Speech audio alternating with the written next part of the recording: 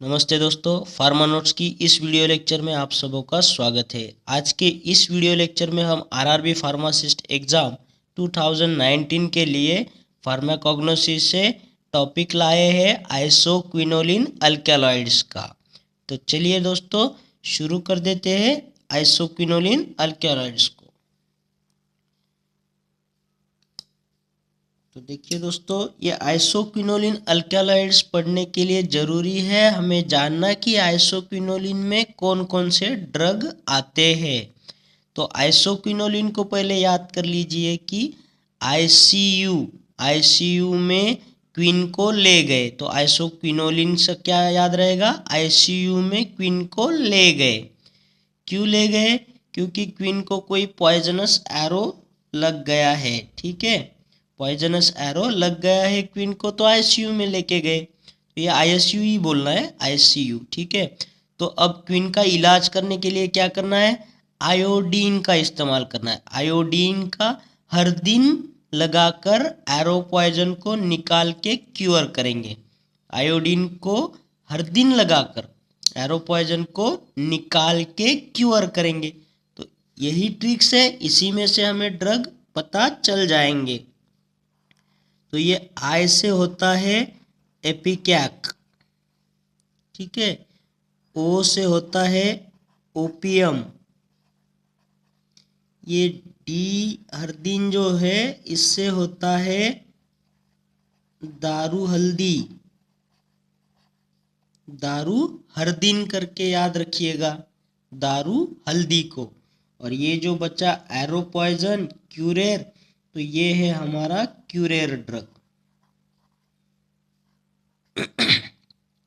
तो बस यही चारों इस आइसोक्विनोलिन अल्कलॉइड्स में आते हैं, तो आपको ये याद हो जाएंगे।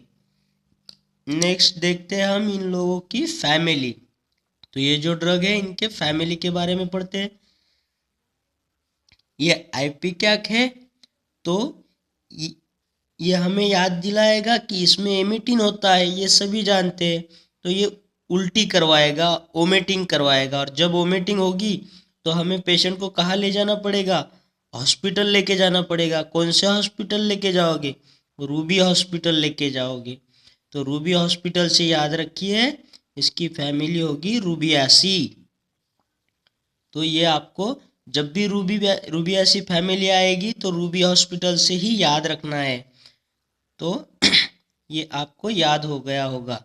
ओपियम, तो ओपियम से पूछे ओपियम की खेती कौन करेगा, ओपियम की खेती कौन करेगा, पापा करेंगे। तो इसकी फैमिली हो गई पापा वरैसी। नेक्स्ट है दारू हल्दी। तो दारू हल्दी को याद रखना है दारू हर दिन से। तो दारू हर दिन पिएगा जो आदमी, तो वो क्या करेगा, बड़बड़ करता रहेगा, बहुत बड़बड़ करेगा और सबको बोर बना देगा। तो इसकी जो फैमिली है तो ये बर्बरियासी फैमिली है।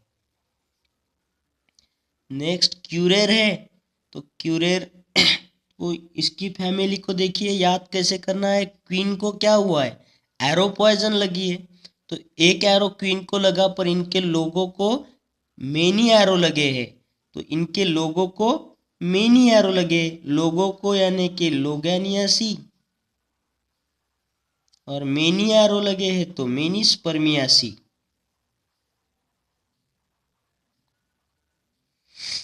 मेनी स्पर्मियासी, ऐसे दो फैमिली होती है इसकी। तो अभी इसकी फैमिली याद हो गई होगी। नेक्स्ट देखते हैं इसका सोर्स। ये एपिकैक है, तो इसका सोर्स को याद रखना है, ये सिफेलिस एपिकैकुन्ना होता है। नाम से ही याद होता है, पर सिफिलिस को नहीं भूलना है। ये जो सिफिलिस है ना, तो ये एपिकैक में डबल सी आता है। तो ये खुद बोल रहा है आए मेरे पास क्या है, दो सी है, यानी कि सिफिलिस है। तो ये सिफेलिस इसी के पास होता है। तो हम इसके लिए भी एक ट्रिक बना देते हैं कि शेफाली नाम की कोई लड़की है जिसे उल्टी हो रही है, वोमिटिंग हो रही है, यानी कि एपिकैक, शेफाली एपिकैक उल्टी हो रही है, तो उसे कहाँ लेके जाना है, रूबी हॉस्पिटल में लेके जाना है। तो इससे ये सिफिलिस को याद रख लीजिएगा, ये इपिकैक के साथ होता है। नेक्स्ट है पापा वरेसी। तो पापा क्या कर रहे हैं, पापा ओपीएम की खेती कर रहे हैं। पर पापा कब खेती कर रहे हैं, दिन में तो नहीं कर सकते ओपीएम की खेती, तो उसे छुप छुप के यानी कि रात में जब सब सो जाए यानी सोमनीफेरम, पापावर सोमनीफेरम, ये इसका सोर्स हो जाएगा। नेक्स्ट है दारू हल्दी। दारू हल्दी का सोर्स होता है इस, ये दारू हर दिन पीने से क्या करता है, आदमी बर्बर करता है ना, तो ये जब बर्बरिस अरिस्टाटा करके आता है, तो ये इससे याद रखिएगा, अरिस्टोटल है जो दारू हर दिन पीते हैं और बर्बर करते रहते हैं, तो बर्बरिस अरिस्टाटा। नेक्स्ट क्यूरर में तो काफ़ी सारे प्लांट आते हैं, फिर भी हम एक दो के नाम देखते हैं। इसमें आएगा स्ट्रिचनस टॉक्सीफेरा, क्यूरर तो वैसे ही टॉक्सिक होता है, तो इसके टॉक्सीफेरा याद रह जाएगा। नेक्स्ट आएगा इसमें स्ट्रिचनस कैसलनी, तो ये कैसल है, तो ये राज दरबार के जैसा लग रहा है कैसल, या फिर ऊंट वगैरह होते हैं ना, वो राजाओं के पास ही रहते थे, तो वो ऊंट को एक क्यूरर से पॉइजन से मार दिया गया, तो इससे भी इसका प्लांट याद रखिएगा। तो इस तरह के इसके प्लांट होते हैं। नेक्स्ट चलते हैं हम इनके सिनोनिम की तरफ। अभी सिनोनिम तो इपिकैक का तो आपको पता है, इपिकैकुन्ना होता है। नेक्स्ट ओपीएम का भी आसान है, रॉ ओपीएम होता है।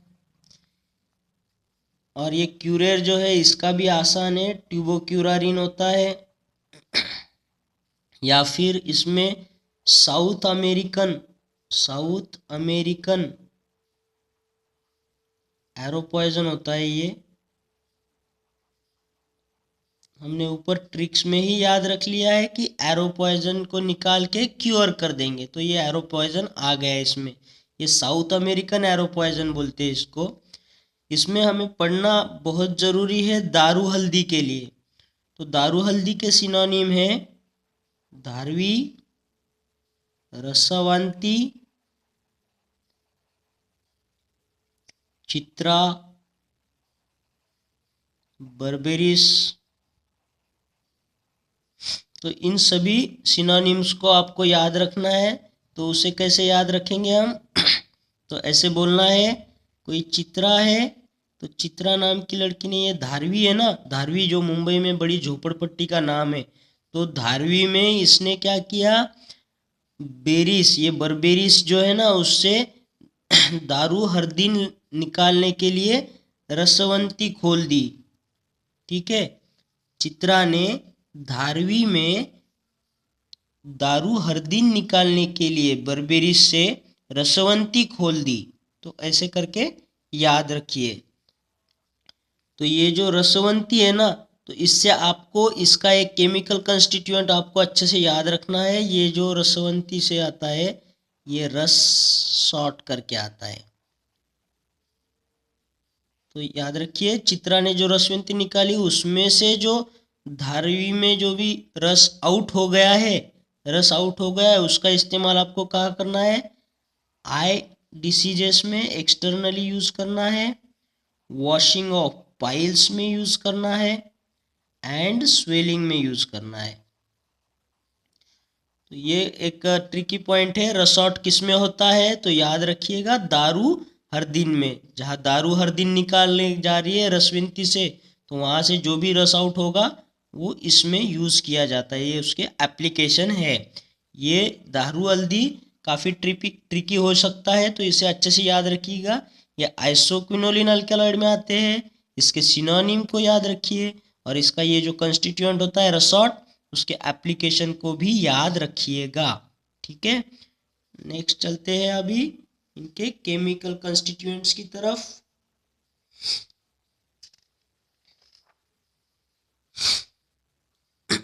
तो देखिए यहाँ पर केमिकल कंस्टिट्यूएंट में हमें इपिकैक में पढ़ना है। इपिकैक में तो हम बोल सकते हैं कि इसमें एक इमेटिन होता है, और इसका जो नाम है ना ये सीसी से, तो ये हमें बताएगा इसमें सिफेलिन भी होता है। तो ये आपको याद रख लेना है। नेक्स्ट है ओपियम। तो ओपियम में बहुत सारे केमिकल कंस्टिट्यूएंट होते हैं, उनमें भी काफ़ी तरह के सवाल बन सकते हैं। तो सभी केमिकल कंस्टिट्यूएंट को हम देखते हैं। इसमें आइसोक्विनोलिन में आएंगे नार्कोटिन आता है, जिसे नॉस्कैपिन भी कहा जा सकता है। तो ये जो नार्कोटिन नॉस्कैपिन है ना, ये कफ सायरप में कफ रिफ्लक्स करके कफ लिंक्टस में यूज़ किया जाता है। तो ये काफ़ी अच्छी दवा होती है खांसी के लिए। नार्कोटिन करके नॉस्कैपिन करके आता है। नेक्स्ट है पापावेरिन। पापावर सोमनीफेरम से पापावेरिन। तो ये पापावेरिन भी जो है वो वेसोडाइलेटर करके काम करता है। इस पर भी सवाल बन सकता है। ये आइसोक्विनोलिन में आते हैं। नेक्स्ट फिनांथ्रिन रिंग वाले भी होते हैं इसमें, मतलब आइसोक्विनोलिन भी होता है और फिनांथ्रिन रिंग भी होता है। यहाँ मैं फिनांथ्रिन रिंग बना देता हूँ। ऐसा फिनांथ्रिन रिंग होता है। और ये फिनांथ्रिन रिंग कंटेनिंग में कौन कौन आएंगे, इसमें आएगा मॉर्फिन, नेक्स्ट इसमें आएगा कोडीन, इसमें आएगा हीरोइन। तो ये सब इसमें आते हैं। तो इसमें होता क्या है ना, ये जो स्ट्रक्चर होता है तो इसमें जब यहाँ पे दोनों जगहों पे हाइड्रोक्सिल ग्रुप होता है तो उसे मॉर्फिन कहा जाता है। यहाँ पे अगर एक हाइड्रोजन को मिथिल ग्रुप से रिप्लेस कर दो तो ये बन जाएगा कोडीन। तो इसे मिथिल मॉर्फिन भी कहते हैं, इसे मिथिल मॉर्फिन भी कहते हैं।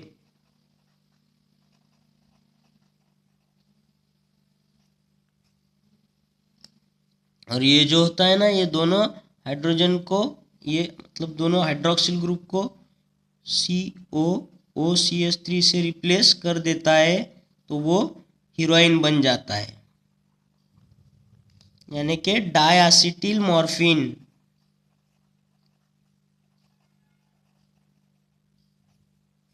ये बनेगा डायएसिटिल मॉर्फिन। मिथिल मॉर्फिन कहेंगे आपको एग्जाम में तो कोडीन लिखना है, डायएसिटिल मॉर्फिन कहेंगे तो हीरोइन लिखना है। तो आपको ये समझ आ गया होगा। इसमें आइसोक्विनोलिन रिंग बनता है जो यहाँ पे बनेगा, यहाँ नाइट्रोजन होता है, इसको ये CH3 ग्रुप अटैच होता है।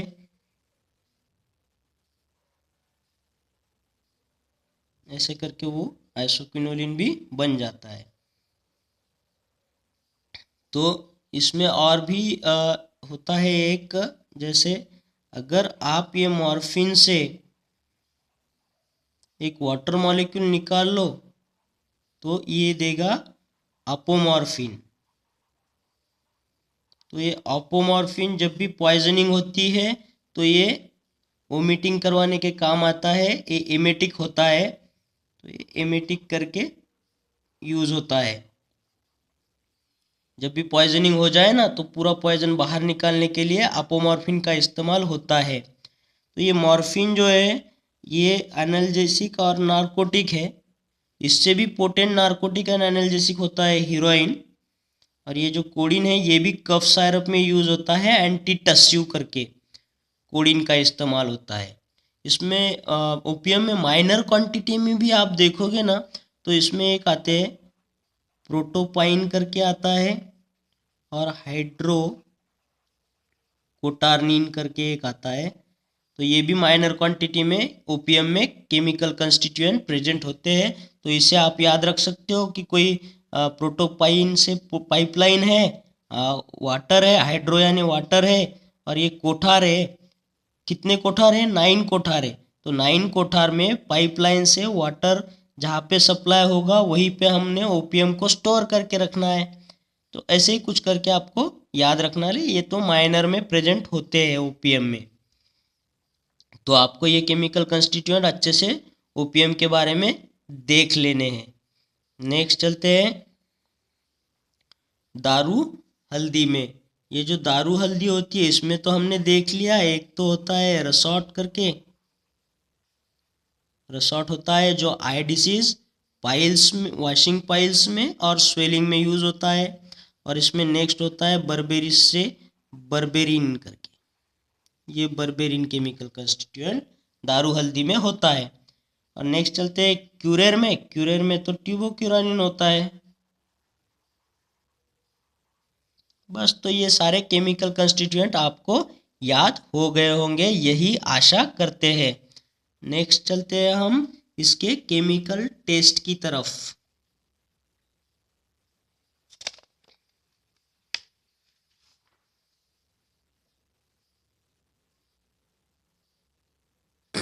यहाँ पे एपिकैक है, तो एपिकैक के लिए टेस्ट देखते हैं। जब भी एपिकैकुना को हम इसके साथ डालेंगे, फ्रोएड्स रिएजेंट होता है एक, तो इस रिएजेंट के साथ में जब एपिकैकुना मिल जाए तो वो ग्रीन कलर देता है। ये फ्लोएड्स रिएजेंट क्या होता है? ये सोडियम मॉलिब्डेट होता है दोस्तों, ठीक है। तो इसे अब याद कैसे रखना है कि एपिकैक से तो हमें पता है कि उल्टी होती है, तो एपिकैक के इसमें क्या है, थोड़ा क्रैक है। कहाँ पे? फोरहेड में, उसके फोरहेड में थोड़ा क्रैक है, उसके लिए उसे क्या हो रहा है, उल्टी हो रही है, ठीक है। और उल्टी में क्या बाहर आएगा? मोलार बड़े दांत, ठीक है, मोलार बड़े दांत बाहर आएंगे अगर उसके फोरहेड में क्रैक होगा तो। और वो जो दांत आएंगे वो कौन से कलर के होंगे? ग्रीन कलर के होंगे, ठीक है। देखिए थोड़ा सा ट्रिकी है पर याद रह जाएगा इससे। एपिकैक के फोरहेड में क्रैक है तो इसके लिए उसे वोमिटिंग हो रही है, और वोमिटिंग में बाहर क्या आएगा? वोमिटिंग में बाहर आएगा उसके मोलार बड़े दांत बाहर आएंगे जो कि ग्रीन होंगे, तो इसे याद रखना है। नेक्स्ट है ओपियम। ओपियम के लिए जब भी टेस्ट करोगे ना तो उसमें जनरली क्या होना चाहिए? मैकोनिक एसिड होता है, तो ही वो ओपियम कहलाता है। तो इसमें हमें जनरली डिटेक्ट करना होता है कि मैकोनिक एसिड है या नहीं है। तो ये मैकोनिक एसिड बहुत इंपॉर्टेंट है इसमें, तो आपको याद रखना है कि ये मैकोनिक एसिड ओपियम के लिए ही है। ये देखिए मैकोनिक एसिड पूछ रहा है मैं कौन हूँ, मैं कौन हूँ, तो आप इसे बताइए आप ओपियम ऑफिसर हो, ओपियम ऑफिसर हो, आपको ओपियम को डिटेक्ट करना है, ठीक है। तो ऐसे बोलोगे तो याद हो जाएगा। तो मैकोनिक एसिड का स्ट्रक्चर भी देख लेते हैं यहाँ पर। ऐसा कुछ होता है, इधर में भी ये एसिड ग्रुप होता है, इधर में भी एसिड ग्रुप होता है, सर के ऊपर में कीटोन और इधर हाइड्रोक्सी ग्रुप होता है, ठीक है। तो ये मैकोनिक एसिड का प्रेजेंस होता है ओपियम में, क्योंकि ओपियम के जो भी सारे अल्कलॉइड्स होते हैं वो सारे के सारे मैकोनिक एसिड के साथ में ही साल्ट के रूप में प्रेजेंस होते हैं, तो इसीलिए मैकोनिक एसिड को डिटेक्ट करना ज़रूरी होता है। तो इसे याद रख लीजिएगा, मैकोनिक एसिड का सवाल आएगा तो वो कंसर्न करता है ओपियम के साथ में। नेक्स्ट है यहाँ पे ट्यूबोक्यूरारिन। तो ट्यूबोक्यूरारिन के लिए भी टेस्ट देख लेते हैं। एग्जाम पॉइंट ऑफ व्यू उतनी कुछ खास है नहीं, लेकिन फिर भी देख लेते हैं। फेरिक क्लोराइड और मर्क्यूरिक नाइट्राइड के साथ में इसका टेस्ट है। तो फेरिक क्लोराइड के साथ में ये देता है आपको ग्रीन कलर देगा, और ये जो मर्क्यूरिक नाइट्राइट है ना इसके साथ में चेरी रेड कलर देता है। तो इसे याद कैसे रखना है? ये जो फेरिक क्लोराइड है इसको फेयर कलर बोलिए, फेयर कलर है, तो फेयर कलर कौन सा होता है? ग्रीन होता है क्यूअर के लिए, क्यूअर के लिए फेयर कलर कौन सा है? ग्रीन है। जैसे नेचुरली हम जो भी ये ड्रग वगैरह इस्तेमाल करते हैं वो तो ग्रीनरी से आता है ना, तो ग्रीन जो है वो क्योर कर देता है हमारे जो भी फेयर कलर है ना वो ग्रीन नेचर से ही क्योर होते हैं, ऐसे कुछ करके याद रखिए।